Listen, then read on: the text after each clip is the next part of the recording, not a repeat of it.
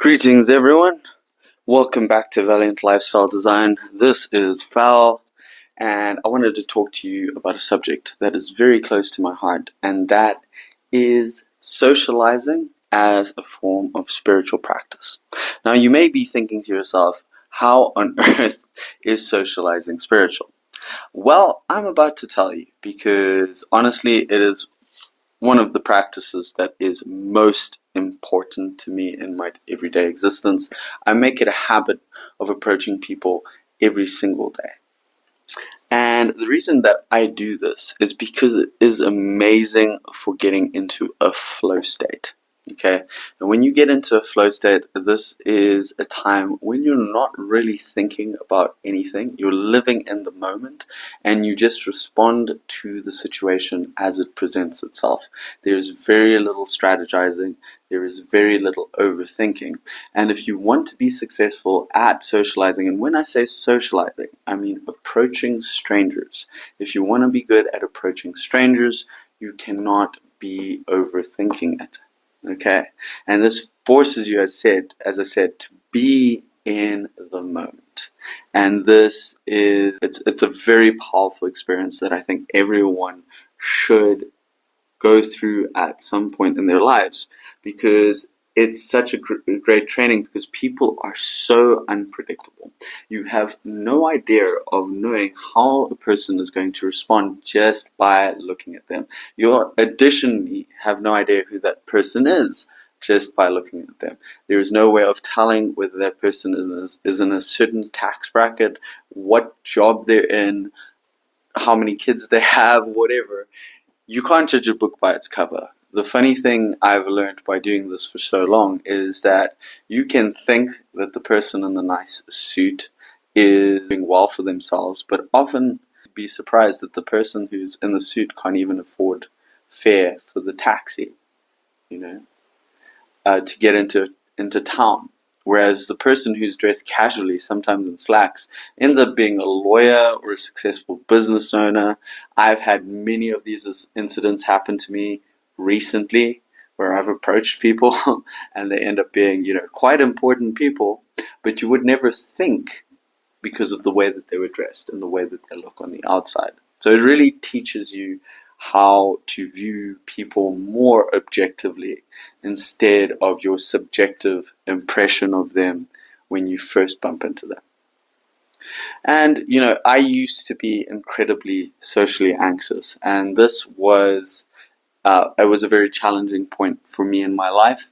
I will probably at some point make a full video on my battle with social anxiety, but needless to say, I really went through it, and it was by really drilling these exercises.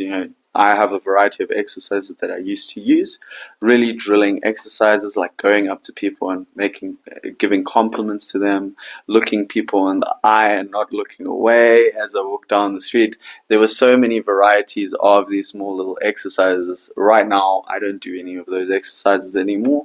I'm more about just, the free spirit of social life. I go up to people and I see what happens, but sometimes when you're first starting out, what you need are a few exercises. One of the most amazing things is that it really allows you to start to get comfortable in a variety of different situations. You can talk to a whole slew of different people and not get intimidated. It builds your resistance to rejection as well, which is amazing for anybody who is in sales or any part of this. But I do believe is that unless you learn this, unless you know how to socialize properly, and I will say this especially as a man, because we do, in dating, we have to make the first move. Otherwise, the woman's not going to make it for us. I'm not going to say it doesn't happen on some occasions, but for the most part, guys, we have to do the heavy lifting. We have to go up to the goal first. We have to make the first move. That's just what's expected of us. And honestly, it's really amazing to be able to do that.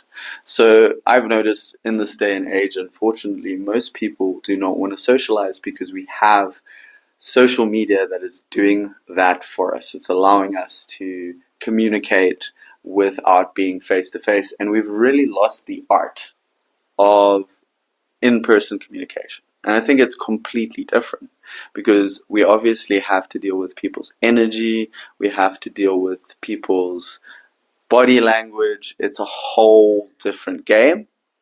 And because of ancient circuitry that we've got built into us, we're very, very scared of rejection.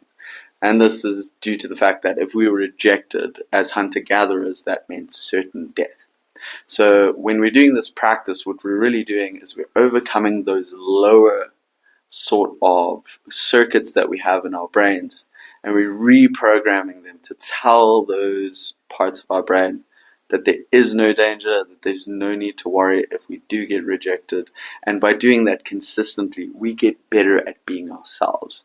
And I think the goal of any spiritual practice is to become more connected to ourselves and the world around us. And I think socializing is a horribly overlooked method of connection. And it just makes sense.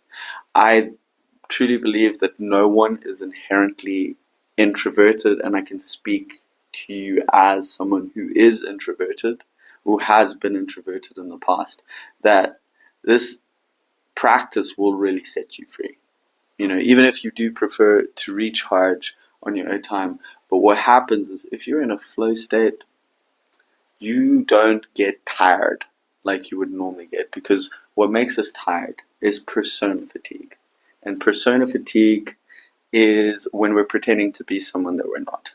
You know, I've had this more times than I can count. I've had it even in recent times, you know, because I still, on occasion, struggle with being myself around certain people.